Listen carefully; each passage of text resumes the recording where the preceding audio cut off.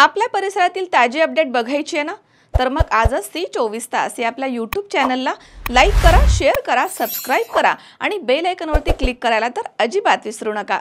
जामखेड तालुक्यातील दिघोळ परिसरामधील ब्राह्मणवाडी दगडे वस्ती उमाप वस्तीवरील शेतकरी महिला शालेय विद्यार्थ्यांना जीव धोक्यामध्ये घालून प्रवास करावा लागतो। लवकरात लवकर नदीवर पूल व्हावा अशी मागणी ग्रामस्थांनी केली आहे। जामखेड तालुक्यातील दिघोळ जवळून वंजारा नदी वाहते, पुढे तिचं नाव मांजरा आहे।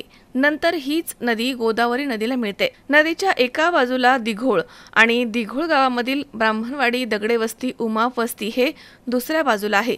सुमारे 500 लोकवस्ती या ठिकाणी आहे।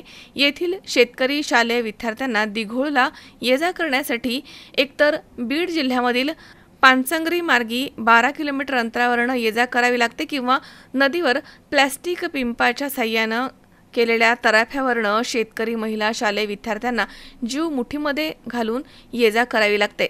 यावर्षी परिसरात मोठ्या प्रमाणात पाऊस झालेला आहे, त्यामुळे गावामध्ये पाणी आलं होतं। तसेच 2 जणांचा यामध्ये मृत्यू देखील झालाय।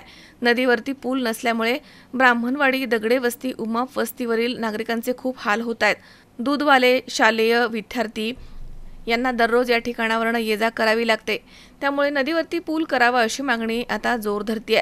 दिघोळ येथील हनुमान मंदिर आणि स्मशानभूमी परिसरामध्ये आबासाहेब प्रतिष्ठान मार्फत सूरज आणि धीरज रसाळ यांनी वृक्षारोपण आणि पथदिवे बसवलेत। या लोकार्पण कार्यक्रमाच्या वेळी नदीवरील धोकादायक प्रवास त्यांना दिसला। तर यावेळी केशव वनवे, संजीवनी पाटील, मनोज राजगुरू, सरपंच सविता संतोष शिंदे, उपसरपंच दशरथ राजगुरू, बाजीराव गोपाळ घरे, धीरज रसाळ, सूरज रसाळ, वैजनाथ गीते, मच्छिंद्र गीते, महालिंग महादेव दगडे, बाळासाहेब दगडे, हनुमान फुने तसेच रमेश दगडे, बालाजी उमाप, सोमनाथ दगडे, दत्तात्रय गीते आदी या ठिकाणी उपस्थित होते। दिघोळमध्ये आबासाहेब प्रतिष्ठान यांच्या वतीने स्मशानभूमीमध्ये वृक्ष लागवडीचा कार्यक्रम व तसेच येरळी पददिव्याचा कार्यक्रम आबासाहेब प्रतिष्ठानमार्फत करण्यात आला व त्याला जोड म्हणून ग्रामपंचायतने पूर्ण सहकार्य केलं।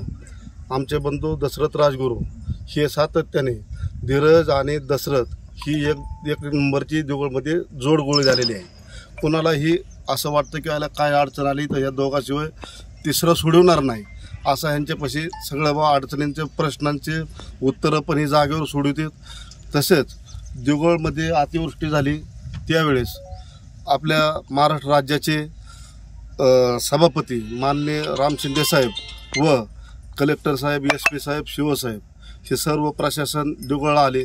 त्यावेळेस आम्ही गाववाल्यांनी अडचण सांगितली की साहेब आपल्याला मांजरा नदीवरती पूल होणं गरजेचं आहे, का की शाळेला मुलांना अडचण येते, शेतकऱ्यांना अडचण येते, 12 किलोमीटर त्यांना फिरून यावं लागतं, फिरून जावं लागतं।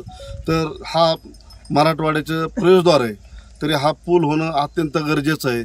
तसंच आम्ही त्यांना दुसरी मागणी केली की स्मशानभूमीमध्ये RCC शेड होणं गरजेचं आहे। त्यावेळेस साहेबांनी एका मिनिटात होकार दिला आणि त्याची प्रशासकीय मंजुरी देऊन तांत्रिक मंजुरी पण मिळाली आहे आणि 15 दिवसाच्या आत ह्या स्मशानभूमीचं पण काम चालू होईल असं सर्व गाववाल्यांच्या वतीने बोलतो आणि थांबतो आणि सर्वांना दीपावलीच्या खूप खूप शुभेच्छा पाहिजे, कारण का खूप कसरत आहे, रानात जाणं येता जाता खूप त्रास व्हायला आता, म्हणजे लांब जायचं असतं, यायचं असते, काम रानातले व्हायला पाहिजेत लवकर। त्याच्यामुळे पूल झाल्यावर आम्हाला कसं बरं वाटेल जरा। हा ना, जीव धोक्यात टाकून आम्ही येतो जातो, लहान मुलांसहित घेऊन यावं लागतं। रोज किती वेळा यायचं? खूपदा जावं लागतं की प्रत्येक कामासाठी। हो, जायचं, रानात गाई म्हशी असतात, धारा काढायच्या असतात, सगळेच काम असतात ना रानात। बोला काय साहेब, आम्हाला पुलाची अत्यंत गरज आहे। आम्ही 12 किलोमीटरहून पूर आल्यावर तिकडून धारा पाण्याला येतो, 2-3 वेळेस जावं लागतं, यावं लागते, आमची जनावरं तिकडं असते, आम्हाला पुलाची फार गरज आहे। तसंच शाळेतले मुलं दररोज सकाळी संध्याकाळी सोडावं लागतात, एखादा आजारी पेशंट असलं तर अशा अवस्थेत बाहेर न्यावं लागतं, तर हे प्रशासनाने ह्याची दखल घ्यावी आणि शेतकऱ्याला योग्य न्याय द्यावा। प्रतिष्ठानच्या कार्यक्रमासाठी दिघोळमध्ये आलो असता स्मशानभूमी शेजारी शेतकऱ्यांसाठी मांजरा नदीवर पुलाची खूप अशी आवश्यकता आहे। लोक सध्या या होडग्याच्या माध्यमातून ये जा करतात, आणि इथे पूर परिस्थिती आली होती. त्या टायमाला प्राध्यापक, सभापती नामदार राम शिंदे साहेब, जिल्हाधिकारी, CO, SP सर्व प्रशासक आलेले होते. तरी त्यांना आम्ही विनंती करतो, त्यांनी ह्या पुलाचे काम लवकरात लवकर मार्गी लावून आम्ही त्याचा पाठपुरावा करू अशी ग्वाही देतो. अशोक वीर सी 24 तास जामखेड. संत ज्ञानेश्वर बहुउद्देशीय सेवाभावी संस्था साकत, स्वर्गीय Devrao Digambar Warad college of pharmacy साकत, तालुका जामखेड, जिल्हा अहिल्यानगर, PCI नवी दिल्ली मान्यताप्राप्त, DTE महाराष्ट्र शासन मुंबई, MSBTE संभाजीनगर मान्यताप्राप्त, doctor Babasaheb Ambedkar technological university Lonere संलग्नित. उपलब्ध विषय D फार्मसी 2 वर्ष, B फार्मसी 4 वर्ष, direct second year, B pharmacy 3 वर्ष.